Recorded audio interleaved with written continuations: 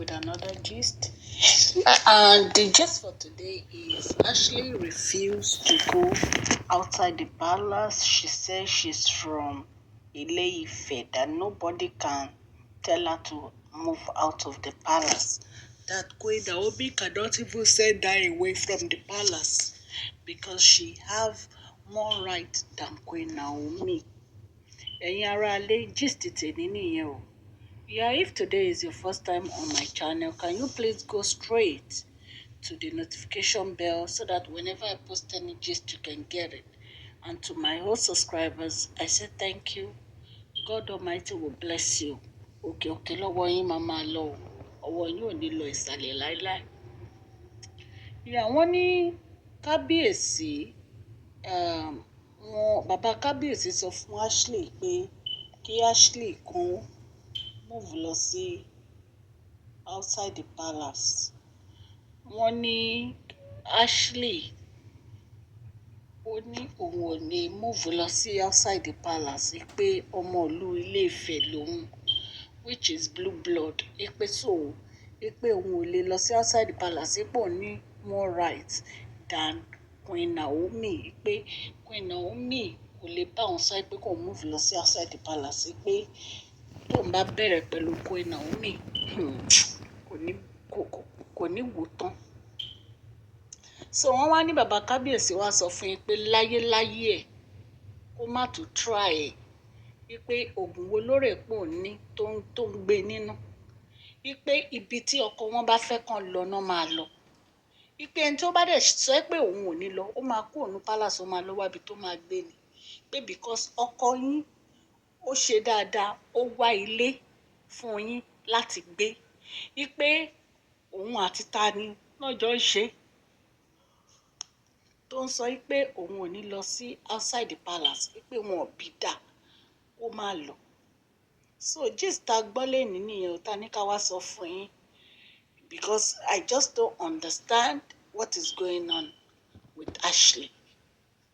Ṣó ti yé yín? Ṣàmọ̀ ìgbà tó ti jáde tó ti ń sọ pé Kábíyèsí ò ní time fóun nítorí pé Kábíyèsí àti Queen Naomi travel ni wàhálà fẹ́ pa báyìí o. Ìtorí ẹ̀ ni wàhálà fẹ́ pa o. Ṣó ti yé yín? So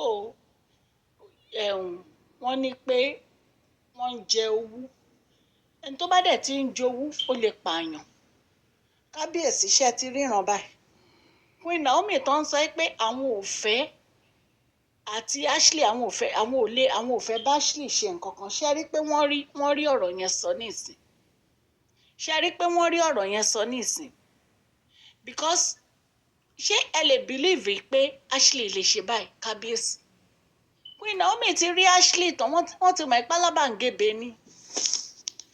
So wọ́n ní bàbá Kábíyèsí sọ fún yín pé gbogbo wọn máa kó òun palace yẹn, pé Queen Naomi pé ìgbà tí wọ́n sọ pé kíní kan ọmọ ìlú Ilé-Ifẹ̀ díẹ̀, pé tèmi tó pé ọmọ ìlú Ilé-Ifẹ̀ nìyà, pé olórí Rónkẹ́ ọmọ ìlú ìwọ ni kọ́kọ́ lọ́mọ ìlú Ilé-Ifẹ̀ náà. Pé so kí ló ń sọ lẹ́nu tó rè pò ń sọ̀rọ̀, pé gbogbo wọn náà máa kó òun palace yẹn, pé olórí Rónkẹ́ nìkan ló máa wà ń bẹ̀ àti Queen Naomi. So bàbá Kábíyèsí sọ fún wọn pé wọ́n ní láti kẹ́rù wọn. So gist tèmi nìyẹn. Tàbá dẹ̀ tún gbọ́ mi a tún máa mú wá fún yín. Ọlọ́run Elédùmarè á wà pẹ̀lú Kábíyèsí àti Queen Naomi o. Ashley ọwọ́ tó fẹ́ máa gbé yìí kò lè pè ẹ́, ó máa fi tẹ́ ni. Ṣó ti yé ẹ? Because tínú bá bí Kábíyèsí tó bá divorce ẹ̀ ti báyìí nìyẹn. Ṣó mọ̀ pé ó ṣì ń halẹ̀ bó ṣe ń pèrè nígbàkejì Kábíyèsí kiri, ó ṣì ń halẹ̀ tó ń pèrè nígbàkejì Kábíyèsí kiri. Ṣé Kábíyèsí ló fi ẹ́ jẹ gbàkejì wọn? Ṣé Kábíyèsí ló fi ẹ́ jẹ gbàkejì wọn? Ashley ẹnu ẹ̀ ò kí ń rò ẹ̀, ò dẹ̀ mọ̀ wọn rẹ̀. Nígbà tó tún ń rùdù sí bàbá ọkọ ẹ̀ láti ẹ̀gbọ́n ti ìgbìrà, ìwọ tó tún jọ ọmọ Ilé-Ifẹ̀, ṣó yẹ kó ṣe nǹkan tó ṣe yẹn? Tó bá yà wá ní wọ́n ń rojú ẹ̀, wá ní wọ́n ètẹ́, wá ní wọ́n ń sọ̀rọ̀ sí anyhow. Wọ́n ṣe ní sọ̀rọ̀ sí anyhow nígbà tó mọ̀ wọn rẹ̀. Ṣé èèyàn máa ń gbó Kábíyèsí lẹ́nu ni? Odindi ọba aládé, ṣé èèyàn máa ń gbó lẹ́nu?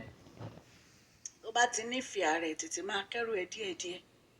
Ṣó bẹ pé tí bàbá kábíyèsí bá bínú ò ní láìkẹ́ ò ní láìkẹ́ o tètè ra kẹ́rù ẹ bí ọmọlúàbí jẹ́jẹ́lì ní kókó ẹ̀yin èèyàn lé ètò agbọ́nì ẹ̀ta ní ká wá sọ fún yín ọlọ́run á wà pẹ̀lú wa o lágbára ọlọ́run ọ̀sẹ̀ tá a máa mú ìyọ̀sọ́ ayọ̀ ló máa jẹ́ o ẹ kú ìsinmi ẹ̀ní o àdúrà mi fún yín gbogbo ẹ̀yin tẹ̀ wá ní ọlọ́run á fún yín ní àlàáfíà o ìdùnnú baálẹ̀ ọlá gbogbo ọwọ́ tẹ bá gbé tẹ bá ti fi ṣe contract báyìí ọwọ́ náà òkè òkè ló máa lọ ọwọ́ tẹ bá fi subscribe báyìí ọlọ́run bá mi bù sí ọwọ́ náà òkè òkè lọ́wọ́ náà máa lọ kò ní lọ ilẹ̀ láéláé ẹ ṣé mo dúpẹ́ o Queen Naomi àti kábíyèsí ọlọ́run aṣọ yín dé láyọ̀ àtàlàáfíà o mo gbàdúrà fún ìlú nàìjíríà o ìlú wa rójú o